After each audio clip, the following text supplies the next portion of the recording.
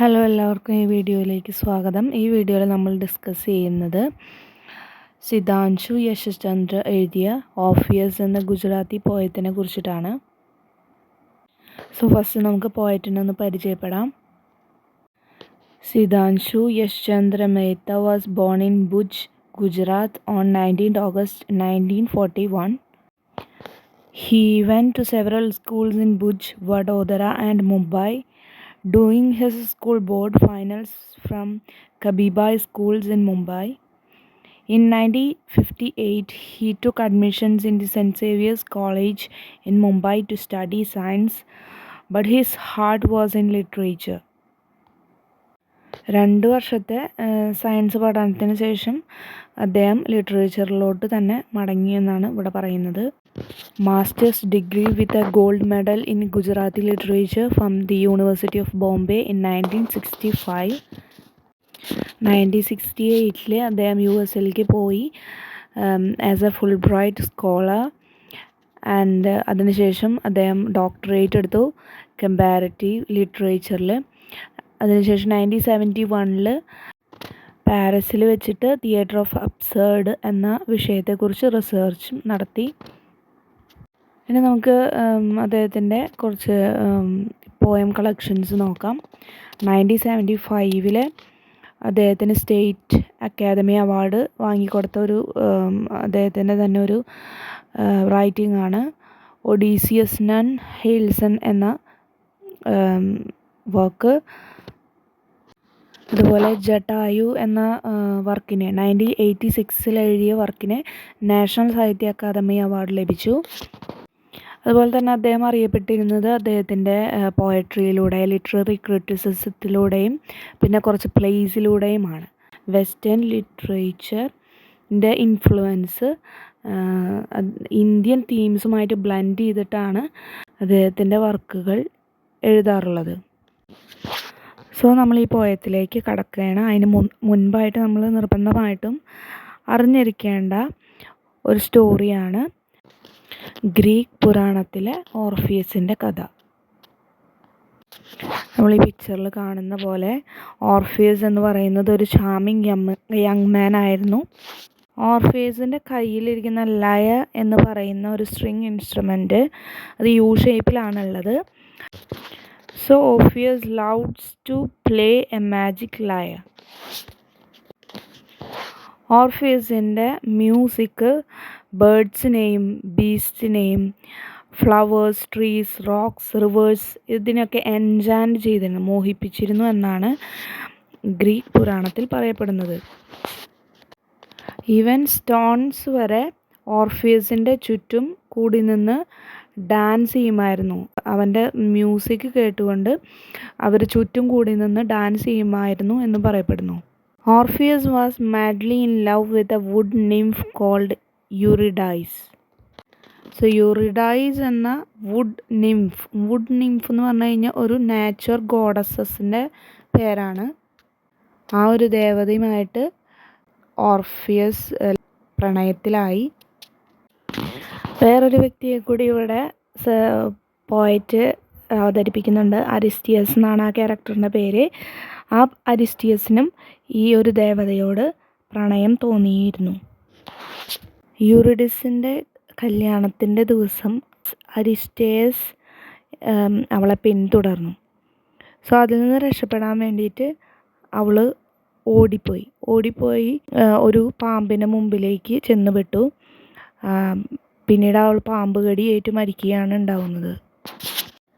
Orpheus ഇതറിഞ്ഞ് തകർന്നു പോയി.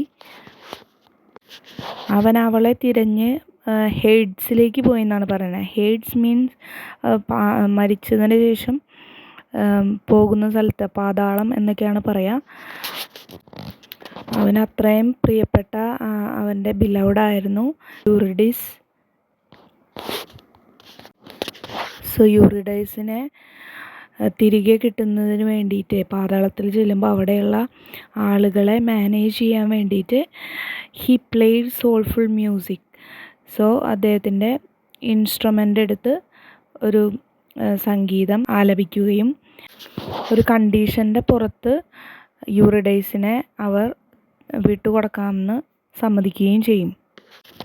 So condition എന്താണെന്ന് വെച്ച് കഴിഞ്ഞാൽ Orpheus would not look behind until they safely reached the earth. So ഓർഫിയസും യൂറിഡൈസും ഭൂമിയിലെത്തുന്നത് വരെ ഓർഫിയസ് തിരിഞ്ഞു നോക്കരുതെന്നുള്ള കണ്ടീഷനിലായിരുന്നു യൂറിഡൈസിനെ വിട്ടയച്ചത്. ഓർഫിയസ് ആ കണ്ടീഷൻ അംഗീകരിക്കും. അതിനുശേഷം അവരുടെ ജേണി തുടങ്ങും. പക്ഷേ he was too anxious and impatient to fulfil the condition. Orpheus എന്താണ്, ടു ആങ്ഷ്യസ് ആണ്. അതായത് അവിടെ വരെ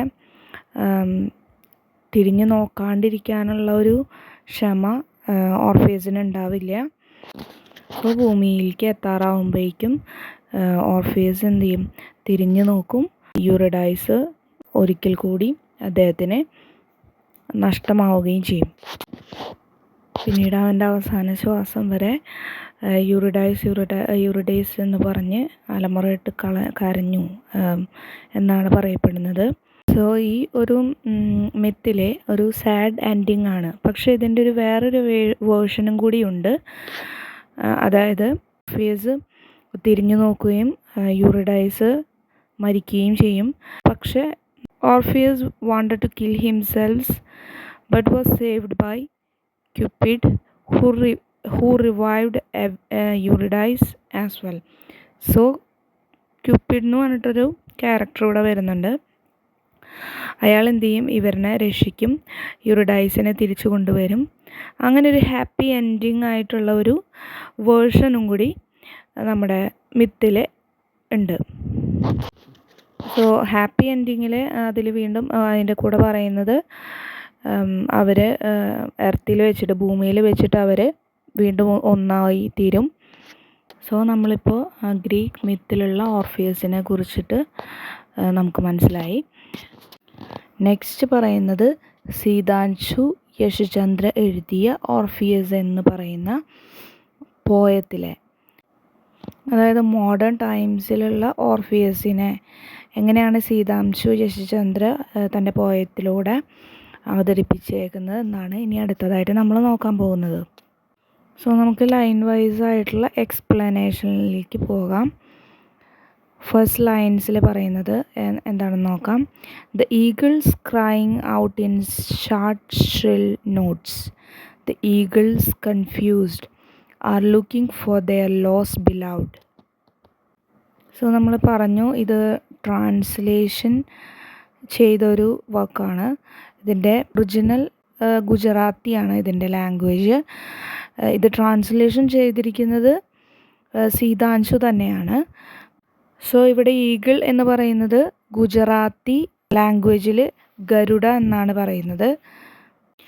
സോ മോഡേൺ ടൈംസിൽ ഗരുഡ അല്ലെങ്കിൽ ഈഗിൾ എന്നൊക്കെ പറയുന്നത് ഓർഫിയസിനെ റീപ്ലേസ് ചെയ്തേക്കാണ്. ഗരുഡ അല്ലെങ്കിൽ ഈഗിളുമായിട്ട് ഓർഫിയസിനെ റീപ്ലേസ് ചെയ്തിരിക്കുകയാണ്. ഗരുഡ എന്നത് ഈ ഒരു കവിതയിലെ മറ്റൊരു പ്രധാനപ്പെട്ട വാക്കാണ്.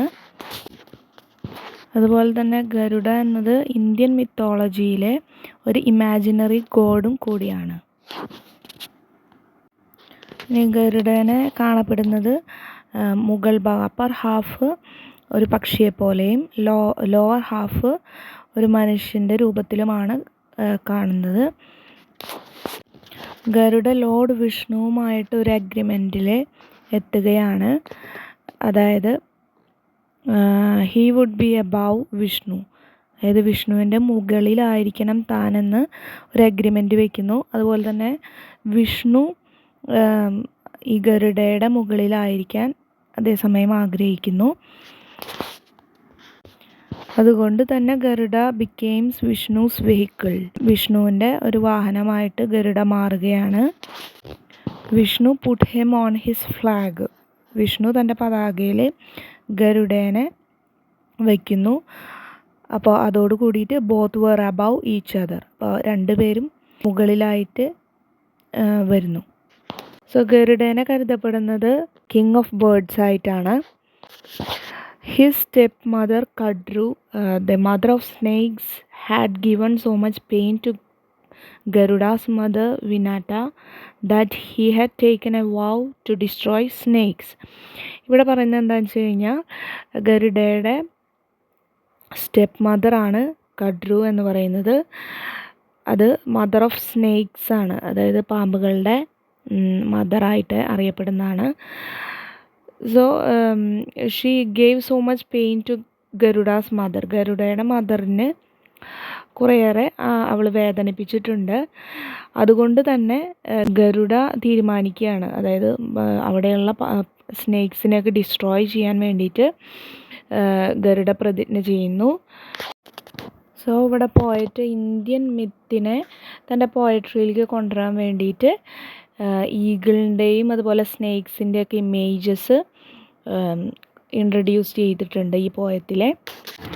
അപ്പോൾ നമ്മൾ ഈ ഫസ്റ്റ് ലൈൻസിൽ the eagles crying out in sharp shrill notes, the eagles confused are looking for their lost beloved. So ഈ ലൈൻസിലൂടെ നമുക്ക് പറഞ്ഞു തരുന്നത് നമ്മുടെ ഓർഫിയസിൻ്റെ മിത്തിലെ സെൻറ്ററിൽ നിന്നാണ്, അതായത് ആ ഒരു മിത്തിൻ സ്റ്റോറിയുടെ പകുതിയിൽ നിന്നാണ് ഇവിടുന്ന് പോയം സ്റ്റാർട്ട് ചെയ്യണത്. ഈഗിൾ റെപ്രസെൻറ്റ് ചെയ്യുന്നത് ഓർഫിയസിനെയാണ്. അതായത് വെസ്റ്റേൺ ലിറ്ററേച്ചർ ആയിട്ടുള്ള ഇപ്പോൾ ഇതിൽ പറയുന്ന പോലെ ഗ്രീക്ക് മിത്തോളജി എന്ന് പറയുന്നത് വെസ്റ്റേൺ ലിറ്ററേച്ചറും, അത് ഗരുഡ എന്നിട്ടുള്ള ഇമേജ് ഇന്ത്യൻ മിത്തോളജിയിൽ നിന്ന് വന്നതായിരുന്നു, അത് ഇന്ത്യൻ തീംസും. അപ്പോൾ ഇത് രണ്ടും കൂടി മിക്സ് ചെയ്തിട്ടാണ്, ബ്ലെൻഡ് ചെയ്തിട്ടാണ് ഈ പോയട്രിയിലൂടെ ഇദ്ദേഹം അവതരിപ്പിച്ചേക്കുന്നത്. സോ ഫസ്റ്റത്തെ ലൈൻസിൽ വ്യക്തമായിട്ടുള്ള ഉയർന്ന ശബ്ദത്തിൽ ഈഗിൾസ് കരയുകയാണ്. ഈഗിൾസ് കൺഫ്യൂസ്ഡ് ആണ്, അതിൻ്റെ കൂടെ തൻ്റെ ബിലവഡിനെ തേടി നടക്കുകയാണ്. ഈ ലൈൻസിലൂടെ മെയിനായിട്ട് തീം എന്ന് പറയുന്നത് ലോസ് ആണ്. നെക്സ്റ്റ് ലൈൻസ് ആയ layers of rock slide on each other, lava liquid flows cascading down, cave roofs are pushed and splintered, mistaken and fine foolies howl. So ഇതിലൊരു വയലൻസ് ആണ് ഇവിടെ കൊടുത്തിരിക്കുന്നത്, violence and destructions through this lines. അതായത് പാറക്കഷ്ണങ്ങൾ പാളികളായിട്ട് വീണ് പതിക്കുന്നു, അതുപോലെ lava ഒഴുകി വരുന്നു, അതുപോലെ ഗുഹയുടെ മേൽക്കൂര തകർന്ന് പൊട്ടുന്നു. സോ ഇതൊക്കെ റെപ്രസെൻ്റ് ചെയ്യുന്നത് നാച്ചുറൽ കെയോസ് ഇൻ ഹെയ്ഡ്സ് എന്നാണ്. അതായത് പാതാളത്തിൻ്റെ ആ ഒരു വയലൻസ് കാണിക്കാൻ വേണ്ടി പോയറ്റ് കൊടുത്തിരിക്കുന്ന കുറച്ച് imagery of sliding rocks, flowing lava, splintering cave roofs, ഇതൊക്കെ ഇങ്ങനത്തെ ഇമാജിനറി കൊടുത്തിരിക്കുന്നത് ആ ഒരു ഹെയ്ഡ്സിൻ്റെ ആ ഒരു വയലൻസ് കാണിക്കാൻ വേണ്ടിയിട്ടാണ്. ഇവിടെ mistakes and fine follies howl എന്ന് പറയുന്നിടത്ത് പാസ്റ്റ് എറേഴ്സ്, അതായത് മുൻപുണ്ടായിട്ടുള്ള മിസ്റ്റേക്സ് നെ കുറിച്ച് ആലോചിച്ച് റിഗ്രറ്റ് ചെയ്യുന്നതിനെയാണ് ഇവിടെ ഉദ്ദേശിക്കുന്നത്. Next lines every I begets its many dreams, അതായത് ഇത്രയും പ്രശ്നങ്ങൾക്കിടയിലും അവരുടെ കണ്ണുകളിൽ എന്ത് കാണുന്നു, എന്ത് ജനിപ്പിക്കുന്നു, മെനി ഡ്രീംസ് അല്ലെങ്കിൽ സ്വപ്നങ്ങൾ അല്ലെങ്കിൽ പ്രതീക്ഷകൾ ജനിപ്പിക്കുന്നു എന്നാണ് ഈ ലൈൻസിലൂടെ പറയുന്നത്. Next line and no king's ordinance is here honoured, അതായത് രാജാക്കന്മാരുടെ നിയമങ്ങൾ ഇവിടെ ബഹുമാനിക്കപ്പെടുന്നില്ല എന്നും ഈ ലൈൻസിലൂടെ പറയുന്നു. സോ ഫസ്റ്റ് സ്റ്റാൻസിയിൽ പറയുന്നത് it is a image of disorder, mistakes, errors and disruptions, അതായത് ഡിസോർഡറിൻ്റെയും മിസ്റ്റേക്സിൻ്റെയും എററിൻ്റെയും ഡിസ്റപ്ഷൻ്റെയും ഒക്കെ ഒരു ഇമേജാണ് ഫസ്റ്റ് സ്റ്റാൻസയിൽ എക്സ്പ്ലെയിൻ ചെയ്തിരിക്കുന്നത്. Unlike the tragic mythic man of enchanting music, the poem presents an image of splitted, disrupted, absurd modern man. So ഇതിൽ ആ ഒരു മിത്തിക് ക്യാരക്ടറിനെ മാത്രമല്ല കൊടുത്തിരിക്കുന്നത്, അതിനോടൊപ്പം തന്നെ സ്പ്ലിൻറ്റേർഡായ, ഡിസ്റപ്റ്റഡായ, അബ്സേർഡായിട്ടുള്ള ഒരു മോഡേൺ മാനെ കൂടി ഇതിൽ കവി അവതരിപ്പിക്കുന്നുണ്ട്. The poem thus became a travelogue of two kinds. It gives a narrative of an Orphic mythic journey from the land of living to the land to the death. Greek മിത്തിൽ പറഞ്ഞിരിക്കുന്നത് പോലത്തുള്ളൊരു ഓർഫേസിനെ കാണിച്ചിട്ടുണ്ട്, അതായത് ലാൻഡിൽ നിന്നും ഹെല്ലിലേക്കുള്ള ഒരു ജേണി, ഒരു ഭാഗത്ത് കാണിച്ചിരിക്കുന്നു. ഓൾസോ മോഡേൺ മാൻസ് അല്ലെങ്കിൽ ഈഗിളിനെ വണ്ടറിങ്, അബ്സേർഡ്, ലോഫബിൾ, ട്രാജിക്, കോമിക് എന്നുള്ള രീതിയിലും അങ്ങനെ 2 kinds ആയിട്ട് ഇതിനെ ഈ പോയം നമുക്ക് വായിച്ചെടുക്കാൻ സാധിക്കും. നെക്സ്റ്റ് പാരഗ്രാഫിൽ പറയുന്നത് നമുക്ക് നോക്കാം. In A sudden torrential descent, the unforeseen eagles rain down. The sky eagles burst into the underworld. The world there is ruled cruelly by venomous snakes. They heard the enemy's songs. They were so pleased. They began to die. They granted the boon. The beloved is yours, but do not look behind. So, ഇതിൽ പറഞ്ഞിരിക്കുന്നത് ആ mythical സ്റ്റോറീനെ പറ്റിയിട്ടാണ്. അതൊരു വേറൊരു രീതിയിൽ poet അവതരിപ്പിച്ചിരിക്കുന്നു എന്ന് മാത്രം. So ഈ ലാസ്റ്റ് 2 സ്റ്റാൻസിൽ പറഞ്ഞിരിക്കുന്നത് how the gods of Hades or the underworld king give the Orphic eagles a boon and a condition. So എങ്ങനെയാണ് ഈ ഹെയ്ഡ്സിലത്തെ പാതാളത്തിലത്തെ തലവൻ അവർക്ക് ഒരനുഗ്രഹം, ബൂൺ എന്ന് പറയുന്നത് ഒരു അനുഗ്രഹം അല്ലെങ്കിൽ ഒരു വരമെന്നാണ്, അതെങ്ങനെയാണ് തരുന്നത് എന്നാണ് ഈ സ്റ്റാൻസിൽ പറയുന്നത്. സഡനായിട്ട് ഈഗിൾസ്, അതായത് അപ്രതീക്ഷിതമായിട്ട് പേമാരി പോലെ ഈഗിൾസ് അധപതിക്കുകയാണ്. The sky eagles burst into the underworld, അതായത് സ്കൈ ഈഗിൾസ്, ആകാശത്ത് പറന്നിരുന്ന ഈഗിൾസ് അണ്ടർവേൾഡിലേക്ക് എന്ത് ചെയ്തു, വന്ന് പതിക്കുകയാണ്. The world there is ruled cruelly by venomous snakes. So അണ്ടർവേൾഡിൽ ആരാണ് അവിടെ റൂൾ ചെയ്തിരുന്നത്? വെന്യൂമസ് സ്നേക്സ് ആയിരുന്നു. വെന്യൂമസ് സ്നേക്സ് എന്ന് ഉദ്ദേശിക്കുന്നത് വിഷം ചീറ്റുന്ന പാമ്പുകളായിരുന്നു അണ്ടർവേൾഡിൽ റൂൾ ചെയ്തിരുന്നത് എന്നാണ്.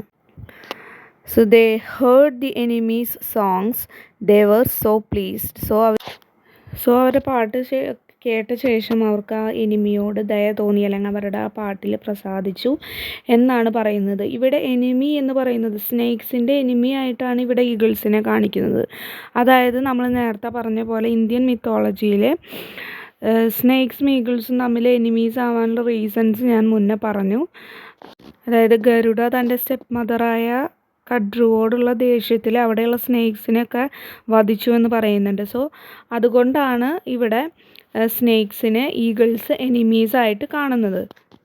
Next lines, they began to die, അവർ മരിക്കാൻ തുടങ്ങുകയാണ്. They granted the boon. അപ്പോൾ സോ അവർ മരിക്കാൻ തുടങ്ങുമ്പോൾ അവർ എന്ത് ചെയ്യുന്നു, ഒരു വരം പോലെ കൊടുക്കുകയാണ്. The beloved is yours but do not look behind. So നിങ്ങളുടെ ബിലവഡ് നിങ്ങൾക്ക് തരാം, പക്ഷേ ഒരിക്കലും തിരിഞ്ഞു നോക്കരുതെന്നാണ് പറയുന്നത്. നെക്സ്റ്റ് ലൈൻസ് നമുക്ക് നോക്കാം. The blind eagles quite incapable of looking behind. So ഇവിടെ പറയുന്നത് they cannot possibly turn back to see and check if Eurydice is coming out of the dead. So ബ്ലൈൻഡാണ് പറയുന്നുണ്ട് ഇവിടെ ഈഗിൾസ്. സോ അവർക്ക് എന്ത് ചെയ്യാൻ പറ്റുന്നില്ല, പുറകിലേക്ക് തിരിഞ്ഞു നോക്കിയിട്ട് യൂറിഡൈസ് മരണത്തിൽ നിന്ന് പുനർജനിച്ച് വരുന്നുണ്ടോ എന്ന് പോലും നോക്കാൻ പറ്റുന്നില്ല, അല്ലെങ്കിൽ അവർക്ക് അതിനുള്ള കഴിവില്ല എന്നാണ് ഇവിടെ പറയുന്നത്. Next lines, grieving eagles who never ever had any loved one. So പ്രിയപ്പെട്ടവരില്ലാത്ത കഴുകന്മാർ, ദുഃഖിതരായിട്ടുള്ള കഴുകന്മാർ എന്നാണ് പറയുന്നത്. അത് തന്നെയാണ് നെക്സ്റ്റ് ലൈനിൽ വീണ്ടും റിപ്പീറ്റ് ചെയ്യുന്നത്. The eagles who never ever had any loved ones. Next line, the eagles crying out in sharp shrill notes. അതാണ് നമ്മുടെ ഫസ്റ്റത്തെ ലൈൻ റിപ്പീറ്റേഷനാണ്.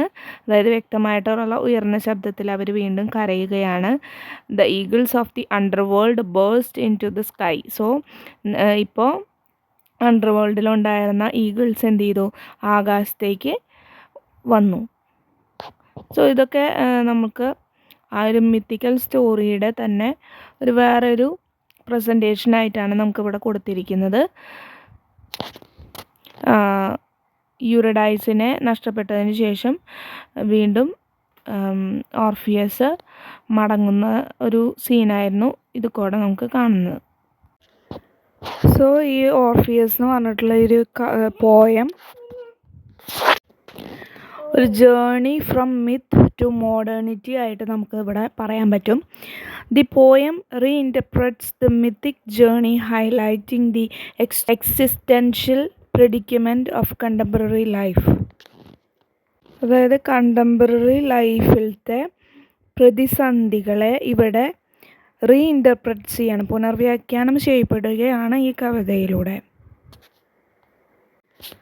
സോ എൻ്റെ ഈ എക്സ്പ്ലനേഷൻ നിങ്ങൾക്ക് ഇഷ്ടമായി കഴിഞ്ഞാൽ നിങ്ങൾ പ്ലീസ് സബ്സ്ക്രൈബ് ചെയ്യുക. അതുപോലെ നിങ്ങൾക്ക് എന്തെങ്കിലും ഡൗട്ട്സ് ഉണ്ടെങ്കിൽ അതൊക്കെ കമൻറ്റിലൂടെ എന്നെ അറിയിക്കുക. സോ ഇത്ര നേരം എൻ്റെ വീഡിയോ വാച്ച് ചെയ്ത എല്ലാവർക്കും വലിയ താങ്ക്സ്. നമുക്ക് അടുത്ത വീഡിയോയിൽ കാണാം. ബൈ.